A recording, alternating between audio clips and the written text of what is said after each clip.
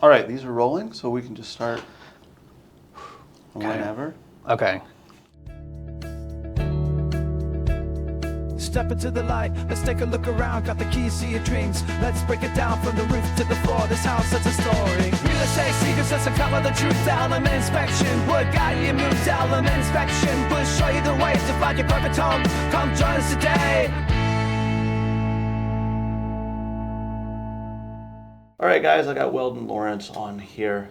Not an Ebby Halliday real estate agent, but a conglomerate and an offshoot of Ebby. I kind of want to talk about that first. Yeah, because Dave. there's a lot of confusion with that. Yeah, let's break it down. Dave Perry Miller is who I'm with. That's your brokerage. That's my brokerage. I'm in the Uptown office. We have a few scattered about, one in Lakewood, one in the Park Cities, and then one further north. But we're all part of Ebby Halliday. Okay. And we actually all funnel up to Mr. Buffett's company, Berkshire Hathaway. Right. So it's been there's great. Berkshire agents, there's Ebby agents, and then there's David agents. Dave Perry Miller agents. Yep. And not to forget Fort Worth, because they would throw me under the bus, we have Williams True, which is our other brand, but it's mainly Fort Worth. They would get mad if I didn't say that. And that's all under one umbrella. Yeah.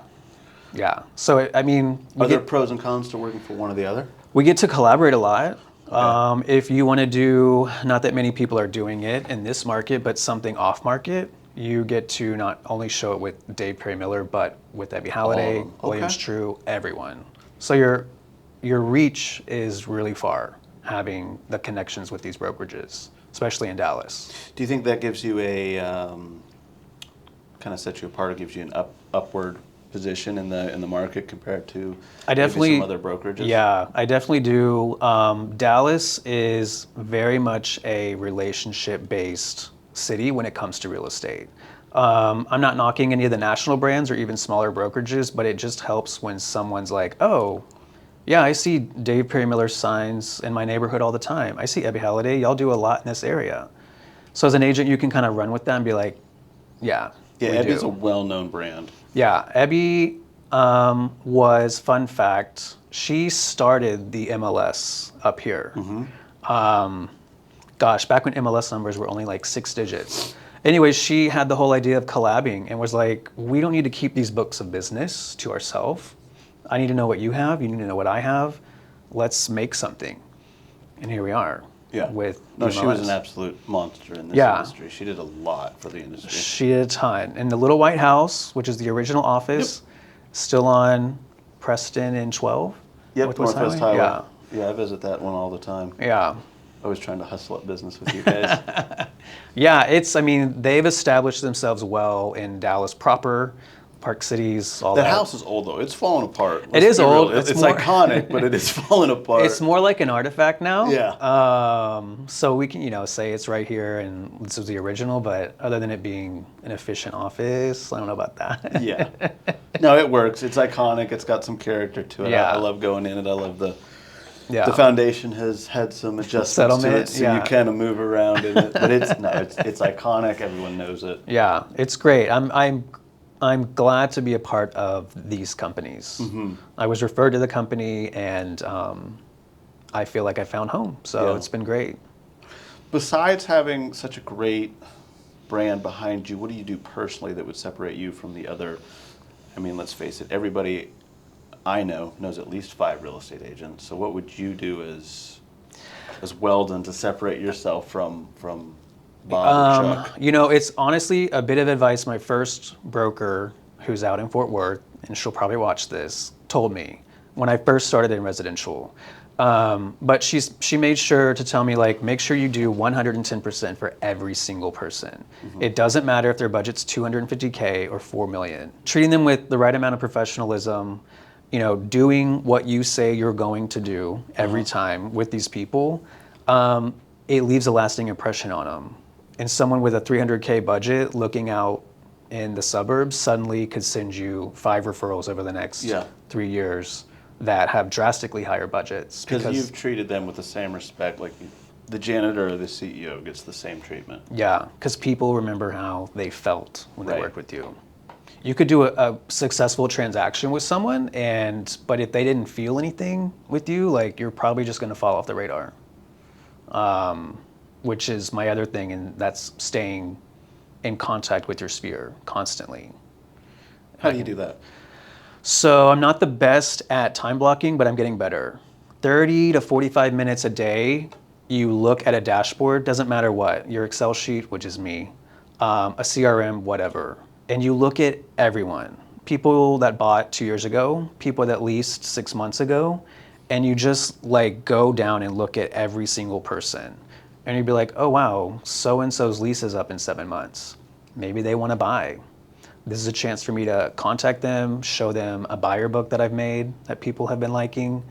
And even if they're not ready, they have now a very high level overview of the process. And it starts allowing them to start forming questions and get engaged. It's been very helpful for me, especially with a pipeline of people who rented. How much should you be time blocking to it? 30 to 45 minutes every day. Every day. How many people will that include if you're doing it? I mean, in terms of reaching out, I don't know. I try to reach out to like 3 or 4 every single day. Okay. I know people who are probably going to be like, you should do more, but if your book of business is only so big, right? You know, you That's just have your to keep building it. sphere you're talking about. Yeah. Yeah.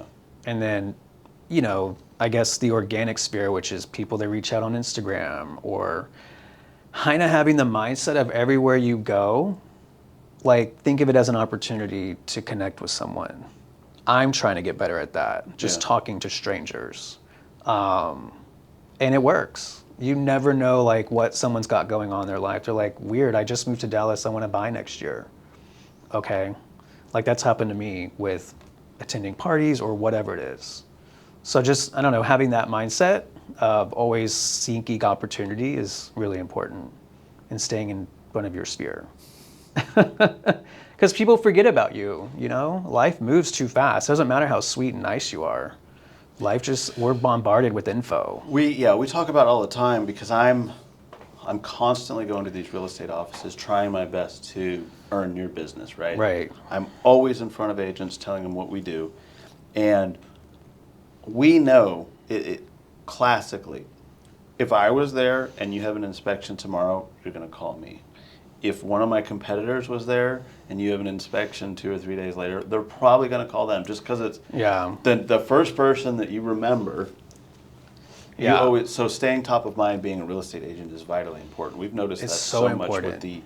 with the inspections and how competitive it is because we're always losing out to whoever was in the office just a day It's before crazy. us. Yeah. Even if you help someone buy a home like in January, you should have already like touched on them at least twice this year. Because I mean, Definitely. you know, again, Remind them you exist. You're silly to think that people will remember you. There's just Well, if you're driving by, you drive by a house that's got a sign out for sale, and Sarah's picture is on there. You helped them buy the last house, but it's so convenient just to call her. Hey, I want to look at this house. And then all of a sudden, she's representing them as well, and then because you haven't reached out multiple times. Yeah. Like, who's that guy that helped us with the house? And I've had it happen not with like a listing, but with buyers that maybe I met them, then months went by, I didn't follow up. And they're like, oh yeah, whatever, we bought a house a month ago. I'm like, oh, great, so happy for you. Not with me, but the amount of real estate agents that call me and ask advice, and I'm like, you're asking advice about an inspection that we didn't do? Yeah. Yeah, I know. I wanted my buyers to use you, but they didn't want to use you. But I really need to know this detail about the inspection report. I'm like, For free. yeah. It's a regular occurrence. It happens all the time. Wow. Yeah. I didn't realize that actually. Mm-hmm. Yeah, that's cringe. I wouldn't do that. That'd be very uncomfortable. They're just not thinking about that loyalty thing. Yeah. And if they're younger in the business, I get it. But Yeah, there's a lot of that. But yeah, that's how I'm kind of staying in contact. Pop buys, you know, I need to do something for the 4th of July, just driving by the house and dropping something off. As you get more clients, it does get more difficult to pay drive someone to do everywhere. that. You could pay someone to do that. I guess I'm just cheap that way. I want to do it myself. yeah. But as I continue to grow, I did it for Thanksgiving. I delivered pies to everyone. Great idea, but it was a massive undertaking. It took up my entire day to drive all over Dallas. Yeah, of course it does. To deliver these pies. I'm thinking, I can do this in 2 or 3 hours. No. No, it's a whole day. Yeah, you It got was a whole clients day. everywhere. Yeah. So, but stuff like that, again, going back to people, remember how you made them feel. If there's something small, it doesn't have to be expensive, that was dropped off on their porch for them by you, they will remember that. Yeah. It's just like embedding that in your mind, that like how you make someone feel is the whole name of the game. It is. They'll keep coming back. The pie thing is very popular. The pie thing is popular. We get asked to buy pies every year. I'd rather do a massive order with like another agent and get like a bulk discount. Yeah. So I might do that this year. We'll see. I need to start thinking of ideas. That's another part of the marketing thing. Thinking of your yearly stuff way in advance. Mm-hmm. So you're not like, oh, it's November, I need to do something. So yeah, that sneaks No, up you got on to me plan that in advance for sure. Yeah, big time. So yeah, stuff like that helps me. How long have you said you've been in Dallas 8 years, but how long have you been in real estate? So it's funny, agents they'll see, we all look at our license numbers and we're like, oh, you've had yours for a long time. Or, Yeah. oh, you just got yours. I'm not saying we judge anyone, but it's nice to see who's been doing real estate longer. My point is, I was in apartment locating, and you have to be licensed for that. So mine is an older number. But I helped open the Houston branch of a Dallas brand, Smart City, which some people have probably heard of. But yeah, I left the corporate world, jumped right into real estate, and never looked back. So it was apartment locating that I started in, and then eventually moved to Dallas, and eventually jumped into residential when the market was going crazy. So it was quite a time to learn Yeah. real estate. There was It was like you're in the AP fast track class. yeah.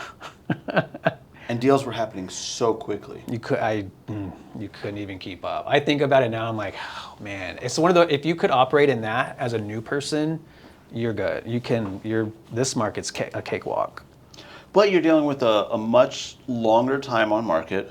Yes. It's no longer a seller's market. No. Sellers are hurting. They're having to drop prices.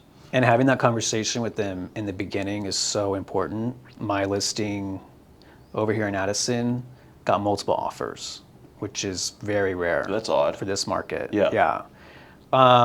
But having that conversation about price and making the home look perfect, I was just like, guys, if these two things have to be perfect, otherwise we'll sit.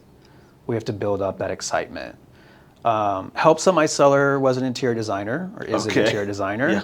So the inside looked great, and then I helped, you got to be that agent. And we went to Home Depot, got yard stuff, I was in the mulch, all that stuff. Like getting this thing ready to execute hopefully a perfect listing, and we did. 3 offers in this market, 3 days on market. It was crazy. Interesting. Yeah, it was wild. That's exciting, right? I'm going to post a video of it later today. Okay. I'm too superstitious to post things until we're like Till you're ending. done? Yeah. Yeah, we're basically done, but I wanted to wait, for everything before I was like, look at this. With your buyers, what do you, because now it is a buyer's market, right? Do you tell them that we got some room these days and we can negotiate Yeah. and maybe be a little bit more patient because we definitely have time on the clock? Because I remember when it was a day or two on market, if the instructions were, if you even remotely like the house, put a $10,000 over asking right now. At minimum. Yeah. And even listing agents would go live on a Friday and put in their best and final Sunday Right. within the same hour. So it was just, so the searches would go to clients. They would see like, we want to see these. You're out there Saturday, sometimes Friday evening, and writing the offer the next day. Mm-hmm. And writing My a lot favorite of part of that offers. whole thing that was happening is you had agents that were brand new to the industry. Which is scary. They jumped into it, and they literally thought they were the best marketers in the world because they were selling a house in 72 hours. Right. And then as time goes on, they start struggling. Yeah. And if you seem humble enough to understand that it wasn't anything that the realtors were doing. It was the sheer quantity. It was just a supply and demand thing at the time. Yeah. And if you happened to be able to seize the opportunity, you were making money. If you were on the listing side, yeah, you were sitting on the throne and Yeah. just like Who's next? Who wants to? But You a lot know? of agents kept that attitude going into this market, and they're no longer real estate agents. No. Like, that mindset had to change so quickly, almost overnight. Yeah. It was about 2 or 3 months that it went from best and last within a week to now the house is sitting for 3 months. Yeah. And I was always appreciative to listing agents who were super communicative during that time because not all of them were. I'm like, you're going to regret this. Like, this affects your reputation and you're going to become the agent people don't want to work with. Right. No one wants to work with an asshole. I know you're busy. Yeah. That's great. Good for you. But just answer this one Well, question. just like, I mean, circling back, you said treat everyone the exact same, 110% Right. no matter what. If they're not doing that and they have that attitude like, oh, I am the best, Yeah. worship me in a way. It got tiring, Yeah. And but now it's turned. it has turned, and the agents that know how to pivot are doing really well. Yeah. And the agents that are still stuck in that attitude. And I Yeah. mean, kind of, not to discredit them, but they come in and it's what they learn from the very beginning. Right. They just think that's real estate. That's true. Yeah. Where you started, I guess it's obviously going to affect how you're operating. And if that Yeah. was their training, they'll have to be, I mean, I'm sure they're learning now, like, that doesn't work. Yeah. You've got to keep these good relationships with people. But your book of business has steadily grown since you It has started. steadily grown. Yeah. I'm very grateful this year to be having my best year. Which in is a odd, slower market. because a lot of agents are not. Right. What would you attribute that to? Honestly, I feel like in that 4.5 year going into your 5th year, a lot of things start happening. A lot of my Little snowball renters, effect. yeah, Yeah. like a lot of my renters are now hopping off the rental fence and are like, let's buy. Interest rates aren't going anywhere. Right. We're not fighting You crowds. can change the interest later when it does. Yes. If you have 5 years of paying slightly higher interest, and then the next 25 is at a lower interest, Yeah. how much are you actually losing? And you can get a buy down Yeah. from the seller, which Yeah. is great. True. Not happening years ago. Right. So I do try to talk to my buyers like the ones I have now, and I'm like, here's what was happening. Here's what's happening now. So it's a case by case with each house. I don't want a buyer to think we're just going to get this house for $50K less. No, but is there wiggle room? Yeah. And maybe some things like a concession buy down for your interest rate. That's where our inspections have come in. For a lot of buyers, they're actually spending more per inspection because they're realizing if I spend $700 or $800 on the full package, get everything they offer, that inspector is likely to find something that I might save Yeah. $10,000 on. Smart, yeah. And so their return on investment when it was extremely fast sales was very low. Like we know Yeah. everything that's wrong with the house, but we can't really ask them to fix it. Now, You have now no it's leverage. the opposite. You have all the leverage by saying, listen, the pool has this, the sewage system needs to be replaced, and all of a sudden now you can negotiate 30 or 40,000 in repairs, Yeah. and you're getting a highly upgraded house for the same price that you initially thought you were getting, whatever it was. It's awesome. I love it. Yeah. Option periods are longer. You can Yes. you can book your inspections. Option periods used to be like 2 days. Right. I'd have to get an inspector on the books before we even offered. And if we won, okay, I'm like, it's a go. And they were out there the next morning. Yes. Or say, we didn't get it, take me off the books. We were dealing with that It all was the time. Crazy. Yeah, that was a very common thing for us, was the canceled. We would book a lot of inspections and have them ready And then to go, have 'em, yeah. and then cancel. Because people just weren't getting the... It was like the only way to do it, I Yeah. feel like. Yeah, we had to implement some late fees or some penalties for that, because we're Yeah. holding the spot for someone. Yeah, I was always super respectful. Yeah. I'm like, the second I knew, I'm like, we didn't get it, take me off. Please. Some people wouldn't tell us, and we would show up. And they're like, and the seller agent would say, who? No, they didn't win.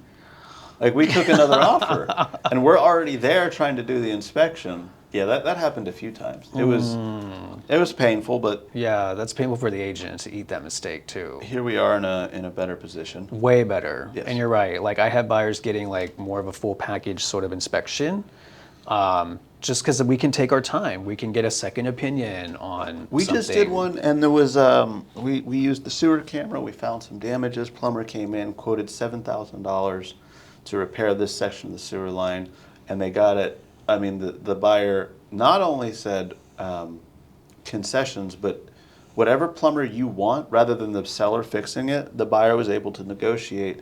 We want to use our plumber, and we're going to put it in escrow, and that money is going to go to this plumber as soon as the deal closes, and he'll come in and fix it. Yeah. And that was so powerful for them because they get to select. Because, I mean, let's be honest. If you're a seller and someone says, here's a $7,000 estimate to fix this, they're going to go find Bob in a truck that's not insured, not a real plumber. Their uncle. Yeah. Right, and he's going to do it for $3,000. It's not going Yeah. to be done right. You're going to have to redo it, and then do you really sue someone over $7,000? Right. No. You just fix it. Yeah. So the leverage is in the buyer's hands right now. It's we're, so great. We're eating it up. We're loving it right now. Yeah, I'm sure it's great. And I mean, even with my listing that got multiple offers, thank goodness, because, you know, we gave some concessions, but it was very much a, hey, we know this house is in good shape because the inspection previously wasn't very old. So I'm not telling you not to ask for anything, but I'm also saying we have someone in the background wanting the house too. Yeah. So just do with that what you want. And it felt great, you know, to have some leverage in this market on something that most houses are just sitting. Yeah. So hopefully the next house will do that. But for my buyers, it's great. We're taking our time. We can pick a weekend. It is a and more look at balanced homes. market too, I would say. Yeah. Buyers have some power. Sellers have some power as well. People can actually sit down and negotiate Yeah. rather than just the mad rush. Yeah, it was a rush, and love letters were a thing, Yeah. you know, which I think Trek came out and said no more of that. Oh, really? Yeah, because it skirts on like fair housing and like, did you select them because of this? And they had a photo on their letter of them and the family. Like, yeah. I did it several years ago. I was doing it with all of my offers, that's for sure. So there was a house I bought, I think 8 years ago. It was before the crazy rush. Yeah. But even still, it wasn't really competitive, but we made an asking price offer. And we put a letter in, and we got the house because they wanted to do an open house, Okay. and we put in that offer on a Thursday. So, Yeah. you know, No open house. we'll take it. No open house. Yeah. and they Good for agreed. you. Yeah. Okay. Yeah. But this is like old school negotiating back. It might have even been 10 years ago. Now that I think about it. Yeah. I mean, what sellers are doing, especially at the home sitting, they have to get creative too. I Yeah. mean, Writing love letters to the buyer. yeah. Like I've seen them give, I'll you throw know, in my car. like a concession or something for like lawn stuff. Okay. You know, we have Some an goodie agreement. bag items. Yeah, with Yeah. this landscaper, we'll give you this and landscape the backyard. You know, all kinds of stuff. Yeah. That was just never even Pool cleaning for a year. all of it. Yeah. Okay. It's great. That's not a bad. No, it's not. You know, and I mean, I don't want buyers to. I've had this conversation too. Homes aren't. They're like, well, I'm just going to wait for homes to get cheaper. Like cheaper than what? Like before COVID? Because I'm like, that's not happening. No. Yes, there's price decreases, but the home is still more expensive than it was prior to those years. The houses get cheaper as they sit at the same price, and inflation continues. But the number is not going down. No. The value is going down because inflation continues, but the houses are staying kind of where they are, which is Right. probably a good thing to make the market a little bit more equitable for Yeah, buyers. right. But no, they're not dropping dramatically. No, in Dallas and even North Texas in general is such a strong economy. Oh, yeah. Goldman Sachs is coming here down in Uptown, which, Yeah. you know, they're building like an 8-building Campus. campus Yeah. with like a 1-acre park in the middle. It's in the middle of Victory Park. It's wild, but it's like Oh, they got cash. that's some big spending. So Yeah. it's like if they're spending that much, they must Oh, think. the amount of businesses that have moved to the Yeah. DFW market, as well as Houston and Austin, is insane. But DFW seems to be the one that they're all moving to. I just happened to be born here, and I Okay. watched it go from when my family moved to Plano, and we were on the way outskirts of. There was still a lot of farmland around us. Okay. People thought we were insane for moving out there. And my dad's like, I just spent $200,000 on a house, and it's huge. This is amazing. Yeah. Right. Today, that house, literally, I looked it up maybe a year ago, was listed at $800,000. Oh, yeah, that's insane. But the explosion, because there's not any land left in Plano that you can build on. They 2-3 years ago they came out and said we're 99% built. Okay. There's just Yeah, there's amount nothing of, left. The amount of land that's remaining that you could potentially build on is microscopic. Yeah. But I've seen. to your point, yeah, it's just this huge influx. I mean, to my point, like real estate isn't going down, especially in places like this. A lot of people want to be here. A lot of people want to be in the middle of the city too. I've got 2 out-of-state buyers right now. They're like, we just didn't realize prices in Uptown were this much. I'm like, you're around everything, literally everything that you would want. So not just you, a lot of people want that. And that's just I'm not economics personally 101. a fan of living in that area. And a lot of people aren't too, you know? Real congested. It is very congested. It's hard to get around. A lot of my business is there, so I enjoy it. However, when I come up here for Plano and whatnot with buyers, I'm like my one in Addison, I could live in that neighborhood in a second. Yeah. It's right by the toll, quick access to everything. You have a little bit more room. Restaurants everywhere. Feels like you're in a nature reserve, which is big for me. I love the Addison has that feel. yeah, community garden. Like, I'm like, I could do this. I love this. Yeah. So we'll see what the future holds. Nice. Could be a good landing The spot. future is holding for you real estate for a while. Yeah, real estate for a while. Excellent. Dallas has been wonderful. It was scary coming here, although I had a pipeline of like apartment clients. It was still scary moving to a city you're not from. Of course. And doing a job that's really relationship based on relationships you've had for many years. So that was terrifying. But it, forces you to continue to just work harder and meet people. I love it. Yeah. All right, man. Well, we've been chatting for a while. I appreciate you coming on. Absolutely. Thank you for having me. This has been great. Absolutely. So we're going to put all his information down in the description below. Email, text him, check him out on social media. Until next time, thanks for watching. Thanks for coming on. Absolutely. Thanks for having me.